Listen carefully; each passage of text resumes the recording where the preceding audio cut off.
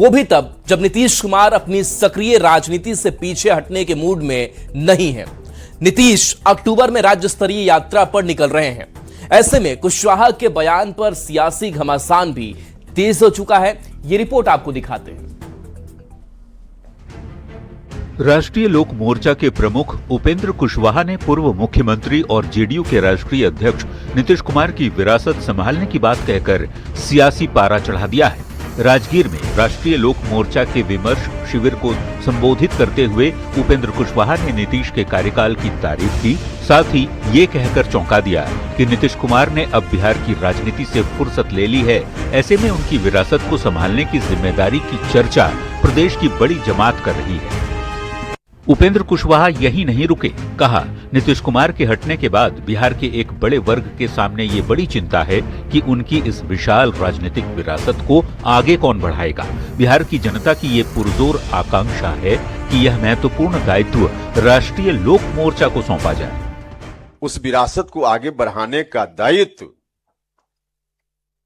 लेने का दावा बहुत सारे लोग करेंगे।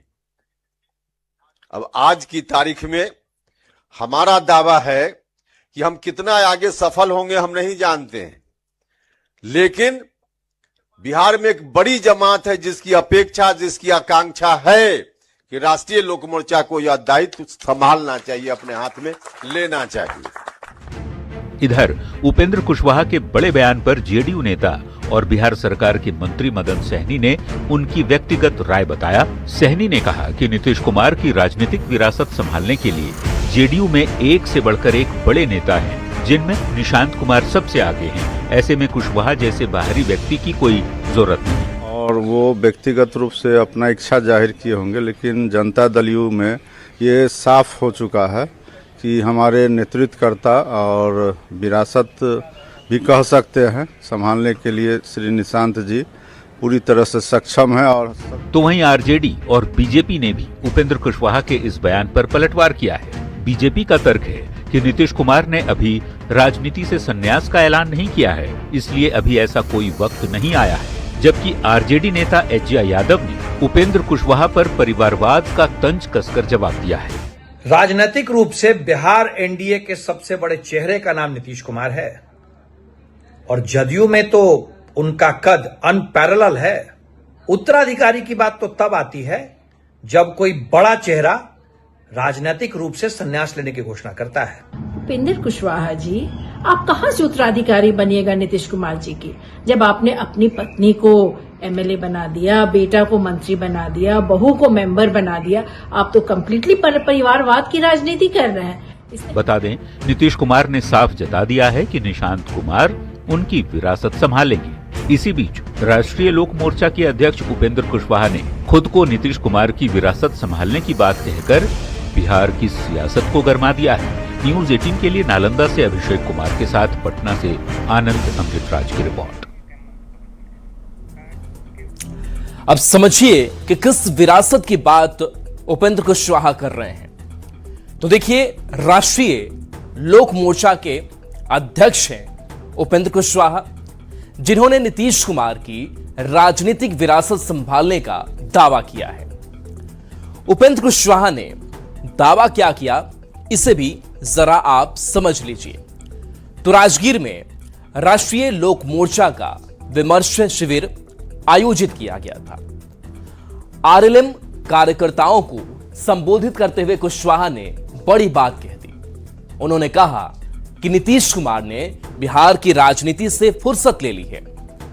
बिहार एक बड़ा वर्ग चिंतित है और इसका एक बड़ा वर्ग ये कह रहा है कि उनकी राजनीतिक विरासत को आगे कौन बढ़ाएगा।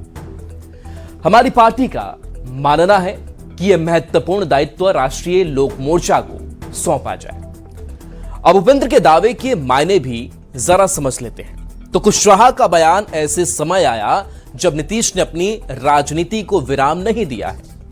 जेडीयू अक्टूबर महीने में नीतीश कुमार की बिहार यात्रा को अंजाम देने में लगी हुई है। नीतीश कुमार ने साफ कर दिया है कि उनके बेटे निशांत उनकी विरासत को संभालेंगे। ऐसे में उपेंद्र कुशवाहा की बात बेमानी लगती है। उपेंद्र कुशवाहा भविष्य की राजनीति को देखते हुए ऐसे बयान दे रहे हैं। नीतीश कुमार की विरासत के असली हकदार की वकालत भी खुद ही कर रहे हैं और ऐसे बयान पर जेडीयू ने दो टूक कह दिया है कि बाहरी नेता की पार्टी को जरूरत नहीं है। नीतीश कुमार ने राजनीति से संन्यास लेने का तो ऐलान नहीं किया है। ऐसे में कुशवाहा के बयान का बीजेपी के नेता भी खिलाफत कर रहे हैं। चलिए बढ़ेंगे आगे, बात दूसरी और खबर की करेंगे, जहां दिल्ली में मुख्यमंत्री सम्राट चौधरी के साथ जेडीयू के राष्ट्रीय कार्यकारी अध्यक्ष और राज्यसभा सांसद संजय झा ने शुक्रवार को सीएम सम्राट चौधरी के साथ वित्त मंत्री निर्मला सीतारमण और विदेश मंत्री एस जयशंकर से मुलाकात की थी। इस बैठक में बजट समेत सीमा सुरक्षा से जुड़े कई मुद्दों पर चर्चा की गई, लेकिन बिहार को बाढ़ से बचाने के लिए नेपाल में प्रस्तावित हाई डैम पर मुख्य फोकस रहा। चर्चा के बाद यह फैसला हुआ कि भारत नेपाल सीमा पर हाई डैम जल्द बनाया जाएगा। इसका डीपीआर जल्द ही तैयार होगा। ये रिपोर्ट आपको दिखाते हैं। बिहार के मुख्यमंत्री सम्राट चौधरी ने दिल्ली में केंद्रीय वित्त मंत्री निर्मला सीतारमण और विदेश मंत्री एस जयशंकर से मुलाकात की थी। इस दौरान राज्य के विकास पर चर्चा हुई। बैठक की जानकारी देते हुए जेडीयू के राष्ट्रीय कार्यकारी अध्यक्ष संजय झा ने कहा कि केंद्रीय वित्त मंत्री ने अधिकारियों को कोसी नदी पर बनने वाले प्रस्तावित बांध की विस्तृत रिपोर्ट यानी डीपीआर जल्द पूरी करने के निर्देश दिए हैं। बैठक का मुख्य मुद्दा नेपाल का हाई डैम था, क्योंकि बिहार को बाढ़ से बचाने का यही परमानेंट सॉल्यूशन है। नेपाल में एक हाई डैम प्रपोज्ड है और लंबे टाइम से उस पर के डीपीआर पे काम हो रहा है, 2004 से ही हो रहा है और बहुत मूवमेंट उसमें नहीं था और उसको लेकर के एक डिटेल्ड मीटिंग कल था, जिसमें जो इशूज है वहाँ पर जो कंसर्न, विराटनगर में ऑफिस है इसका और 2028 तक टारगेट है डीपीआर पूरा हो जाए।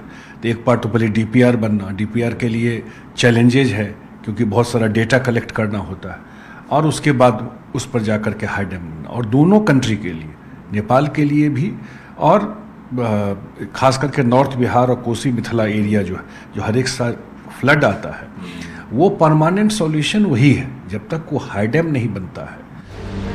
बिहार के डिप्टी सीएम विजय चौधरी ने भी कहा कि बैठक में बिहार से जुड़े कई मुद्दों पर सकारात्मक चर्चा हुई। उन्होंने कहा कि बिहार में बाढ़ की समस्या के स्थायी समाधान के लिए भारत नेपाल सीमा पर हाई डैम बनाने की सख्त जरूरत है। उम्मीद है जल्द ही इसका निर्माण होगा। सबसे कम पानी के इस्तेमाल की इजाजत अगर बिहार को दिया जाता है तो ये बिहार के साथ नाइंसाफी होती है। इसका भी मामला हम लोगों ने उठाया था और केंद्र सरकार ने भी इन मामलों में सहानुभूति दर्शाया है और विदेश मंत्री जयशंकर जी ने भरोसा दिलाया है कि इस साल अंत तक जब इस संधि के नवीकरण की बात आएगी, इसके फिर से रिन्यूअल की बात आएगी, उस समय वो बिहार की चिंताओं का जरूर ख्याल रखेंगे। केंद्रीय दिल्ली की बैठक में सप्तकोसी परियोजना पर भी चर्चा हुई। मुख्यमंत्री के आग्रह पर वित्त मंत्री ने कोसी हाई लेवल डैम की डीपीआर जल्द पूरी करने के निर्देश दिए। साथ ही संयुक्त तकनीकी विशेषज्ञ समिति में बिहार के एक सदस्य को शामिल करने पर भी सहमति बनी, ताकि परियोजना से जुड़े तकनीकी मामलों में राज्य के हितों का प्रभावी ढंग से प्रतिनिधित्व हो सके। उम्मीद जताई जा रही है कि इंडो नेपाल सीमा पर हाई डैम के निर्माण होने से बिहार में हर साल होने वाली बाढ़ की तबाही को रोका जा सकेगा। न्यूज 18 के लिए पटना से आनंद अमृतराज के साथ ब्यूरो रिपोर्ट। अब हाई डैम के निर्माण की बात क्यों हो रही है, इसे भी जरा समझ लेते हैं। तो देखिए, बिहार सरकार ने केंद्र सरकार से बिहार में बाढ़ के अस्थायी समाधान की मांग की है। इसके लिए नेपाल भारत सीमा पर हाई डैम के निर्माण का प्रस्ताव है। हर साल नेपाल में बारिश से बिहार में तबाही मचती है और इसकी रोकथाम के लिए एक हाई डैम की जरूरत महसूस की गई। सालों पुरानी मांग पर अब जाकर सम्राट सरकार की मांग पर सहमति बनी है। केंद्रीय वित्त मंत्री निर्मला सीतारमण ने डैम के डीपीआर को जल्द अप्रूव करने का निर्देश दिया है। अब समझिए कि हाई डैम से फायदा क्या क्या होगा। तो कोसी नदी पर प्रस्तावित हाई लेवल डैम बनने से उत्तर के जिलों और सीमांचल के इलाके को फायदा पहुंचेगा। बाढ़ से स्थायी राहत, बेहतर सिंचाई और जल प्रबंधन का बड़ा फायदा मिलेगा। हर साल कोसी नदी की वजह से आने वाली भयंकर बाढ़ पर प्रभावी नियंत्रण लग सकेगा। नियंत्रित पानी मिलने से सीमांचल और आसपास के इलाकों में सिंचाई की क्षमता भी बढ़ेगी। पानी के समुचित उपयोग और जल प्रबंधन से ग्रामीण अर्थव्यवस्था को मजबूती मिलेगी। तो ये सारे जो फायदे हैं वो मिलेगी इस डैम निर्माण की वजह से। चलिए बढ़ते आगे। तो केंद्र सरकार के साथ किन मुद्दों पर चर्चा हुई इसे भी समझ लीजिए। तो कोसी मेची अंतरराज्यीय नदी जोड़ परियोजना पर चर्चा की गई, जिसमें सप्तकोसी हाई लेवल डैम, सोन फल्गु रिवर लिंक परियोजना, महाबोधि कॉरिडोर और विष्णुपद मंदिर कॉरिडोर के कार्यों को जल्द शुरू कराने पर भी चर्चा की गई। केंद्रीय बजट में बिहार के लिए की गई घोषणाओं के अनुरूप राशि का समय पर आवंटन हो। राज्य में पर्यटन क्षेत्र के विकास पर भी मंथन किया गया। तो यह बेहद ही महत्वपूर्ण बैठक रही बिहार के लिहाज से। बढ़ते आगे, दिल्ली में बीजेपी की नई टीम से पीएम मोदी ने मुलाकात की। बीजेपी मुख्यालय में पीएम मोदी ने बीजेपी अध्यक्ष नितिन नवीन की 65 सदस्यीय नई टीम से मुलाकात की और संगठन को लेकर कई अहम टिप्स दिए।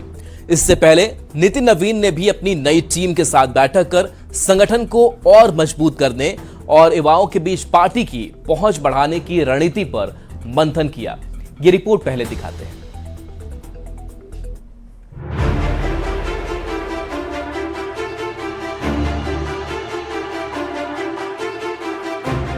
ये तस्वीरें नई दिल्ली में बीजेपी मुख्यालय की हैं, जहां प्रधानमंत्री नरेंद्र मोदी का बीजेपी अध्यक्ष नितिन नवीन ने स्वागत किया। मौका था पीएम मोदी का नितिन नवीन की नई टीम से मुलाकात का। प्रधानमंत्री नरेंद्र मोदी ने बीजेपी मुख्यालय पहुंचकर बीजेपी की 65 सदस्यीय वाली नितिन नवीन की टीम से मुलाकात की और उन्हें कई टिप्स दी।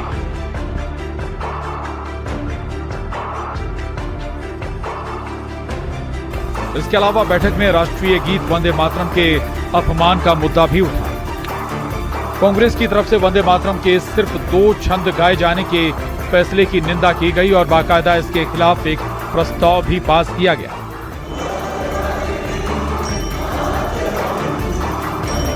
बीजेपी अध्यक्ष नितिन नवीन की नई टीम के साथ बैठक में 17 सितंबर को प्रधानमंत्री नरेंद्र मोदी के जन्मदिन और सार्वजनिक जीवन में उनके 25 साल पूरे होने के मौके पर देश भर में आयोजित होने वाले कार्यक्रमों की रणनीति भी तैयार की गई। बीजेपी ने 17 सितंबर से लेकर 17 अक्टूबर तक देश भर में सेवा संकल्प अभियान चलाने का फैसला लिया।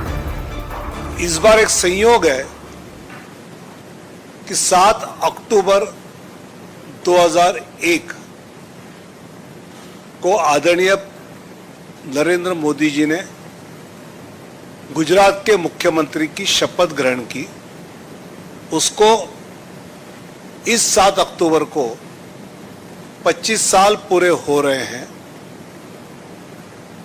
तो भारतीय जनता पार्टी की ओर से यह सोचा गया कि हम जन्मदिन को लेकर सेवा पखवाड़ा करते हैं, तो ये 25 साल का औचित्य ध्यान में लेते हुए हम इसको एक सेवा संकल्प अभियान 1 मास का पूरे देश में ये अभियान चलाए।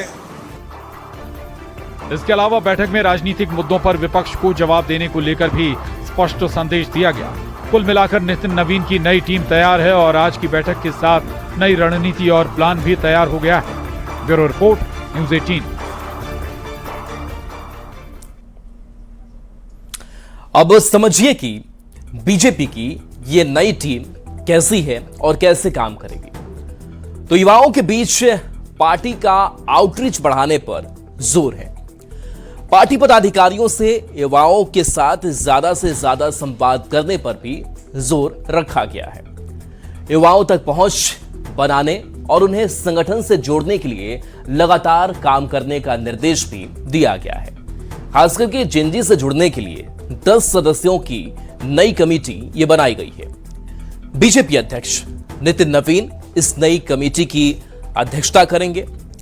विनोद तावड़े कमेटी के कोऑर्डिनेटर होंगे और स्मृति ईरानी की बात करें, हरीश द्विवेदी की, तो ये कमेटी के सदस्य होंगे और इस तरीके से पूरी जो नई टीम है वो जेएनजी पर फोकस करेगी। चलिए बढ़ते आगे। जहां इंसानियत की मरहम पट्टियां होनी चाहिए, वहां इंसानियत का ही दम घुटता दिखा। दरभंगा मेडिकल कॉलेज से मानवता को झकझोर देने वाली एक ऐसी खबर सामने आई, एक ऐसा वीडियो सामने आया जो दिल को अंदर से दहला दे। दरअसल एक लावारिस मरीज इलाज के लिए अस्पताल पहुंचा था। वो चल नहीं सकता था, जिसे वहां मौजूद गार्ड ने फर्श पर घसीटता हुआ इलाज के लिए ले जा रहा था, जिसका वीडियो सोशल मीडिया पर वायरल हो रहा है। इस रिपोर्ट को दिखाते हैं।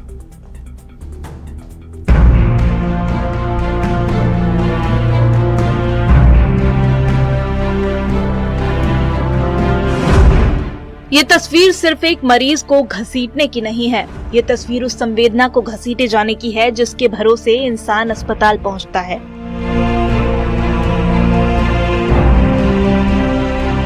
ये दरभंगा मेडिकल कॉलेज एवं अस्पताल यानी डीएमसीएच की तस्वीर है, जहां इलाज की उम्मीद लेकर आए एक लावारिस मरीज को स्ट्रेचर पर ले जाने के बजाय अस्पताल का गार्ड हाथ पकड़कर जमीन पर घसीटता हुआ ले जा रहा है। सोचिए, जिस शख्स का पैर टूटा हो, जिसे दर्द में अस्पताल में लाया गया हो, उसे सहारा देने के लिए हाथ नहीं बल्कि उसे घसीटने के लिए हाथ लगाया गया।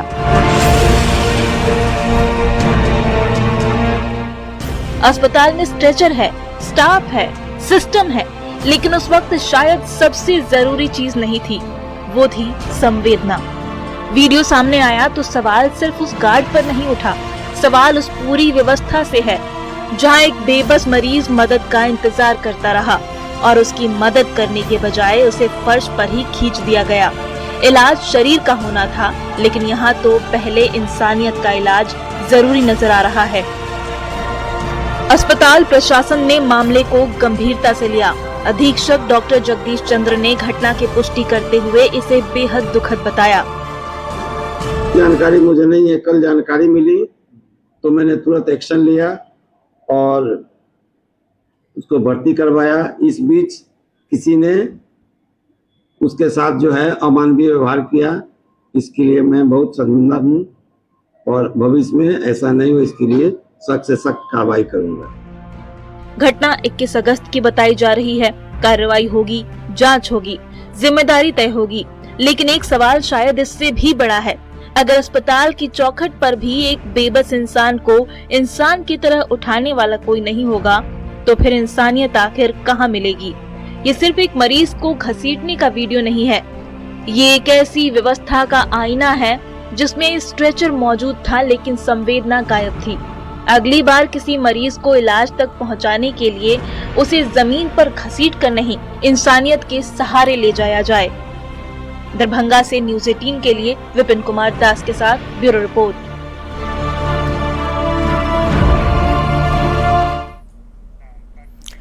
अब डीएमसीएच की संवेदनहीनता को भी समझ लीजिए। तो लावारिस मरीज को स्ट्रेचर या ट्रॉली देने की बजाय सुरक्षाकर्मी घसीट कर ले गए। वीडियो सोशल मीडिया पर वायरल होने के बाद स्वास्थ्य व्यवस्था पर सवाल उठे। यह घटना अस्पताल प्रबंधन की संवेदनहीनता को दर्शाती है। अब देखिए, डीएमसीएच से जुड़ा हुआ यह पूरा मामला क्या है, इससे भी समझ लेते हैं। तो मरीज को 3 दिन से इलाज का इंतजार था। 3 दिन पहले डीएमसीएच के इमरजेंसी विभाग में इसे भर्ती कराया गया था। मरीज केवल इतना बता पा रहा था कि वह झंझारपुर का रहने वाला है। 3 दिनों तक उसे कोई उचित इलाज या बेड नसीब नहीं हुआ। इलाज के लिए सुरक्षा कर्मियों ने जानवर की तरह घसीट कर ले गए। अस्पताल में स्ट्रेचर मौजूद होने पर भी उसके साथ हैवानियत बरती गई। मीडिया में खबर दिखाए जाने के बाद डीएमसीएच अधीक्षक ने आरोपी गार्ड पर कार्रवाई की। अब बात कही है, बढ़ते आगे। सरकार ने सोचा था कि सरकारी स्कूलों के बच्चों को स्मार्ट बनाएंगे, उन्हें डिजिटल युग से जोड़ेंगे। करोड़ों की लागत से क्लासरूम में स्मार्ट टीवी लगवाए गए ताकि बच्चे साइंस, मैथ्स और इतिहास की बारीकियां सीख सकें। लेकिन नवादा उच्च माध्यमिक स्कूल के इन होनहारों ने तो सरकार के डिजिटल सपने को मनोरंजन का अड्डा ही बना दिया। ये रिपोर्ट जरा देख लीजिए।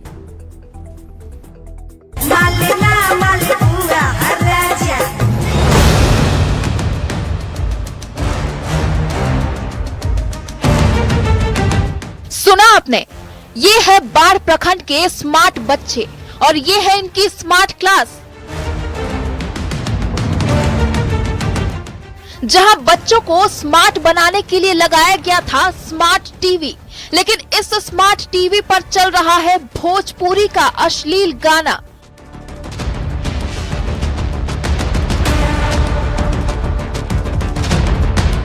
मामला बाढ़ प्रखंड के नवादा उच्च माध्यमिक विद्यालय का है, जहां का ये वीडियो सोशल मीडिया पर वायरल है। वीडियो में स्मार्ट टीवी पर भोजपुरी गाना चलता दिख रहा है और कुछ छात्र छात्राएं उसी गाने पर डांस करते नजर आ रहे हैं, तो कुछ उन्हें देखते हुए दिखाई दे रहे हैं।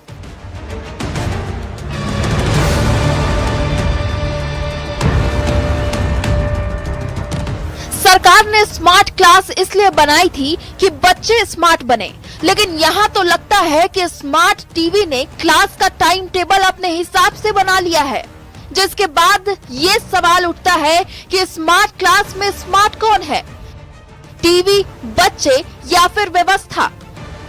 स्मार्ट टीवी पर ये गाना बजाया किसने? स्मार्ट क्लास की निगरानी कौन कर रहा था?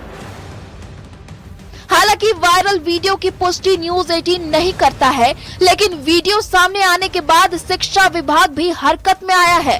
प्रखंड शिक्षा अधिकारी अमित कुमार ने वीडियो की जांच कराने और जांच के आधार पर कार्रवाई की बात कही है। वीडियो के आधार पर अग्रतर जांच कार्रवाई और कार्रवाई की अनुशंसा की जाएगी। वीडियो में दिख रहा है कि कुछ बच्चे भोजपुरी गाना बजा रहे हैं और बच्चे यूनिफॉर्म में है, क्लासरूम में। किस समय का, किस दिनांक का है ये वीडियो क्लियर नहीं है, फिर परीक्षा की जाएगी और जो नियम संगत कार्रवाई होगी वो करेंगे। फिलहाल जांच का इंतजार है, लेकिन सवाल यही है कि जब क्लास स्मार्ट थी, टीवी स्मार्ट था, तो फिर निगरानी इतनी नॉन स्मार्ट कैसे हो गई? क्योंकि स्मार्ट क्लास में सिर्फ टीवी स्मार्ट होने से बच्चे स्मार्ट नहीं होते। उस टीवी पर क्या चल रहा है, इसकी जिम्मेदारी भी स्मार्ट तरीके से निभानी पड़ती है। बाढ़ से न्यूज 18 के लिए अनिरुद्ध कुमार के साथ ब्यूरो रिपोर्ट।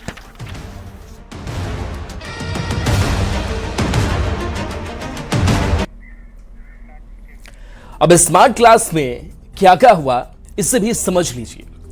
तो देखिए, पटना के बाढ़ प्रखंड के नवादा के एक सरकारी स्कूल के स्मार्ट क्लास का एक वीडियो वायरल हुआ, जो वीडियो आप देख भी रहे हैं। स्मार्ट क्लास के नाम पर टीवी स्क्रीन पर भोजपुरी गाना चला और इस गाने को बजाकर छात्र डांस करते नजर आए।